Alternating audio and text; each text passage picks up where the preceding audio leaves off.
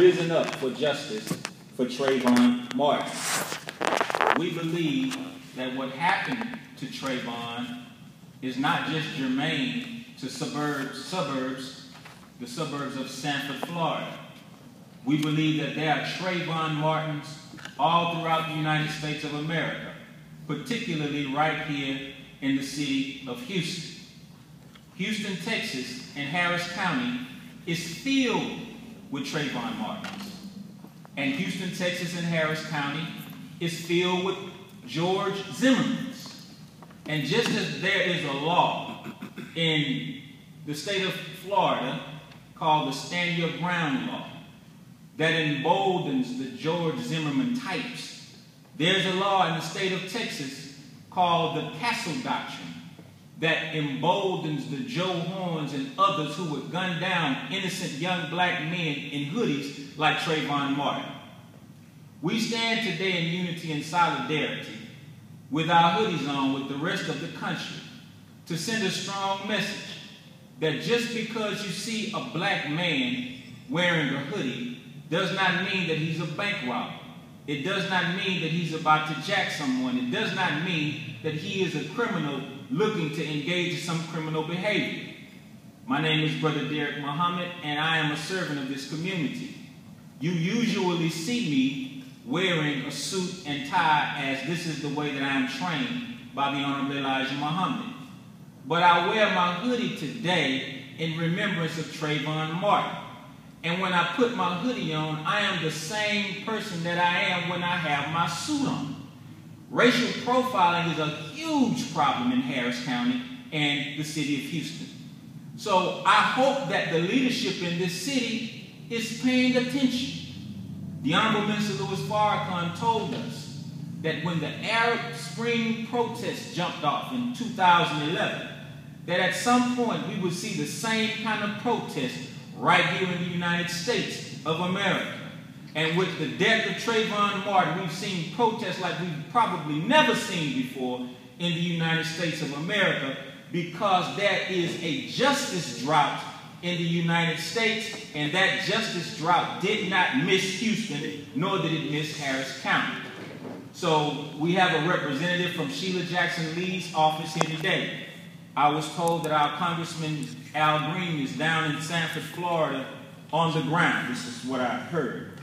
But we are making a strong petition to our federal officials to put all of the pressure that they can muster on the Department of Justice to touch down in Sanford, Florida, ASAP, and arrest George Zimmerman right now. I'm going to say that again.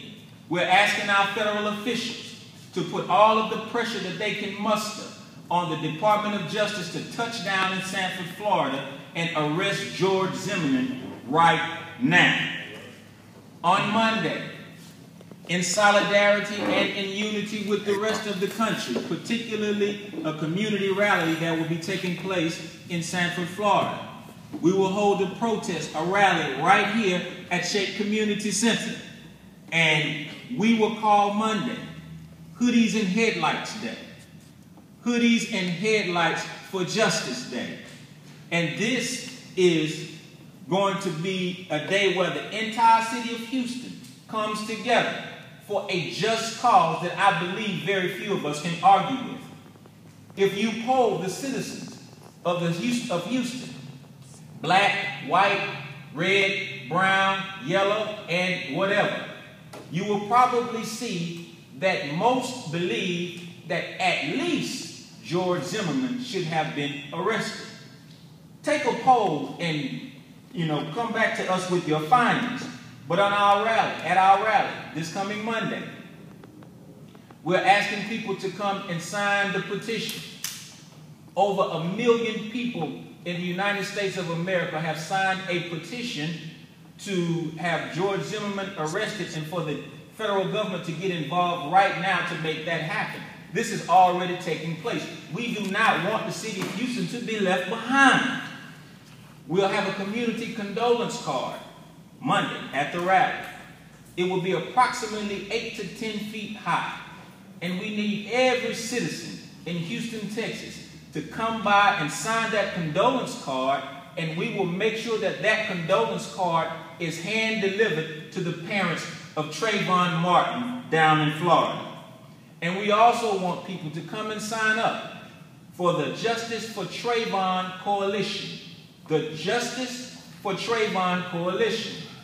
What we have to understand that even if they arrest George Zimmerman today, it's just the beginning of a very, very, very, very, very long battle. That's right. The laws in the United States of America are so convoluted and twisted that this wouldn't be our first rodeo seeing a young black male gunned down in cold blood, even though he was unarmed, and watching the perpetrator get away with it. We see this all the time in Houston and Harris County.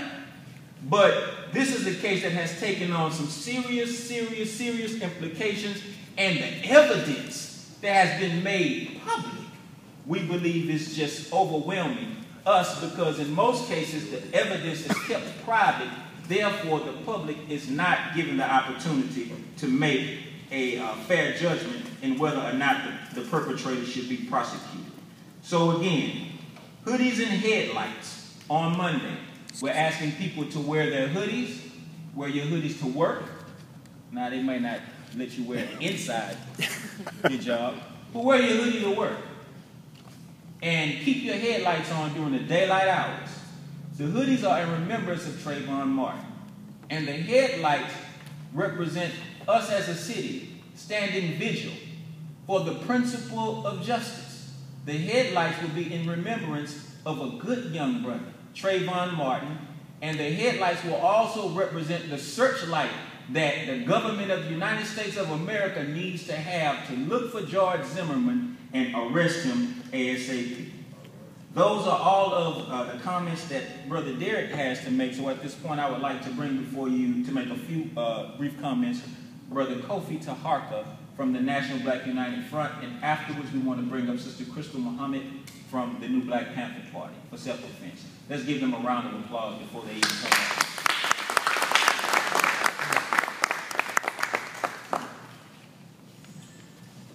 On behalf of the officers and members of the National Black United Front, we just want to put the call out to all of Houston.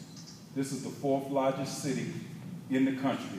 The whole country is standing up behind this, indeed, to some extent, the world. And we know, as well as anybody, based on the so-called criminal justice system that we have here in Harris County, the need for us to stand up. In order to really and truly make a change in this particular situation and the situation throughout this country, we're going to have to shake the foundation of this nation. We're going to have to shake it politically, spiritually, legally, and indeed in the streets. We're going to have to shake the foundation, because that's what history teaches us. And there's a historical aspect to this. Many people have said Trayvon Martin is the modern day Emmett Till. What has changed since Emmett Till to Trayvon Martin? Nothing. And many people believe that nothing has changed. There's been some progress, but too many things are still the same. So we call out to Houston. We join with all of the groups and organizations that are here, and we'll be here on Monday, the 26th at 5 p.m. at the Shea Community Center. Thank you. Thank you. Let's take a round of applause. And before I bring on Sister Krystal, we would like to acknowledge Sister Wakiti Muhammad and the Elevated Places, I want to call it a private school, but we have students here from the Elevated Places School, and it's very, very important that their presence is very, very important, because at the end of the day, this is about them for two reasons. You know, as you can see, they're wearing their hoodies. And these are some of the most brilliant and intelligent children that you will ever meet in your entire life. That's right. And you would make a huge mistake by judging them just because they're wearing a hoodie. And another reason that it's important that they're here, Brother Robert, is because it is said that the Civil Rights Movement passed Houston by. They say it passed Houston by, And when we read about civil rights in the schools in Harris County in the state of Texas, Brother DeLord, we very seldom read about what happened in Houston. And it is because the civil rights movement passed us by. Well, the movement for justice for Trayvon Martin is not going to pass us by.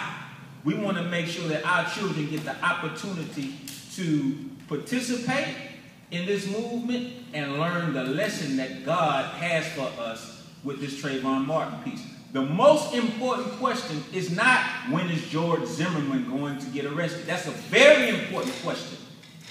But the most important question is, what is God trying to tell us? Come on now. What is God trying to tell us? Teach. Let's give Sister Krystal Muhammad a round of applause. Yeah. Thank you, Brother Derek. Our power to the people.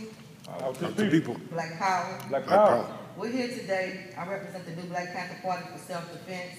As many of you know, our organization for over 20 years has been an advocate for justice. We've spoken about out against injustice when our people are slaughtered by the police. We've had even here in Houston people to be slaughtered by security guards. That's right. We had here in Houston the Joe Horn situation, as Brother Derek mentioned. What we're saying to the world is that a black life is worth something. Indeed. For the district attorney's office in Stanford, Florida, not to even indict Zimmerman, the whole district, the attorney's office needs to come under investigation and indictment. Teach. The whole police department Teach. of Florida needs to come under indictment. Right. Just like in Houston, Texas, we have victims of police brutality right here. Right. Anthony Childers. Right. This woman right here, her son was murdered, no indictments. There is an element in this country That's right. that a black life is not worth anything. He's right. There's never an indictment.